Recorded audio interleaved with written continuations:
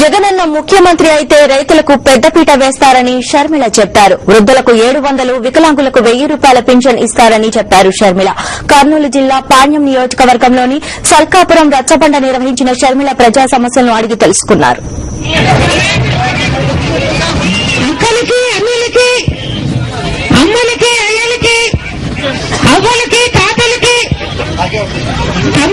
చెల్లెలకి, పాపలకి, బాబులకి కూడా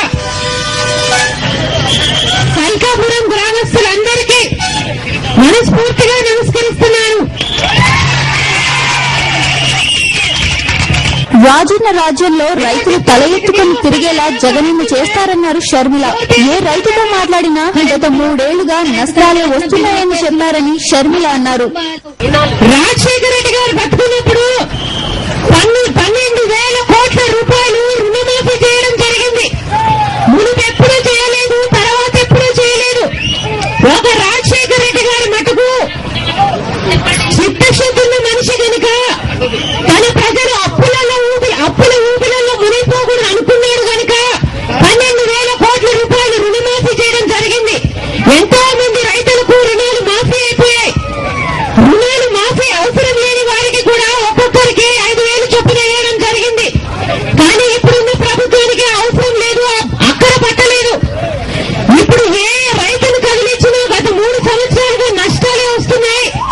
ప్రతి రైతు అప్పులలో ఉన్నాడు. ఇప్పుడు మళ్ళీ కొంతమంది పొలాలు అమ్మేసుకుంటుంటే ఇంకొంతమంది ప్రాణాలు తీసుకుంటున్నారు. అయినా ఈ ప్రభుత్వం లెక్కలేనట్లు రైతన్నలు ఇప్పటికి కూడా పట్టించుకోవడం లేదు. చంద్రబాబు నాయుడు గారి హయాంలో 4,000 మంది రైతులు ఆత్మహత్య చేసుకోవడం జరిగింది. మళ్ళీ అదే పరిస్థితి కల్పిస్తుంది కాంగ్రెస్ ప్రభుత్వం. కానీ జగనన్న ముఖ్యమంత్రి అయిన తర్వాత మళ్ళీ రైతుకు పెద్దపీట వేస్తారు, రుణమాఫీ కోసం కూడా ప్రయత్నిస్తారని చెప్తున్నాం. వైఎస్ఆర్ ఉన్నప్పుడు తనకు 500 రూపాయల పింఛను వచ్చేదని, ఆయన మరణానంతరం రావడం లేదని ఒక వికలాంగురాలు షర్మిల దగ్గర వాపోయింది. రాజశేఖర రెడ్డి గారు ఉన్నప్పుడు పెన్షన్ బాగా వస్తున్నది, నెలకు 500 వస్తున్నది. ఆయన లేనప్పటి నుండి నాకు 500 రావడం లేదు మేడం.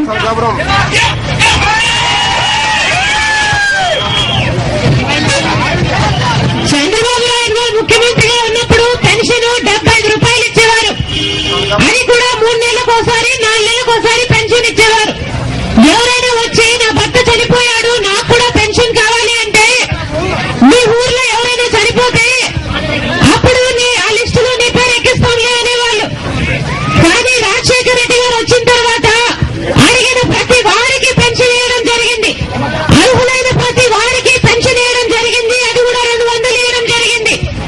కానీ ఇప్పుడున్న ప్రభుత్వానికి అంత పెద్ద మనసు లేదు. రాజశేఖర రెడ్డి గారి ప్రభుత్వంలో మానసిక వికలాంగులు కూడా వికలాంగుల లిస్టులోనే చేర్చి వాళ్ళకు కూడా పెన్షన్ వేయడం జరిగింది. రాజశేఖర రెడ్డి గారు ఉన్నప్పుడు ఎవరికైనా ఆడవారికి తన భర్త వదిలేసి 8 సంవత్సరాలు అయిపోతే వారికి కూడా భర్త లేనట్టుగా భావించి వారికి కూడా పెన్షన్ వేయడం జరిగింది. రాజన్న రాజ్యంలో అర్హులైన ప్రతి ఒక్కరికి పింఛన్ అందుతుందని షర్మిల చెప్పారు.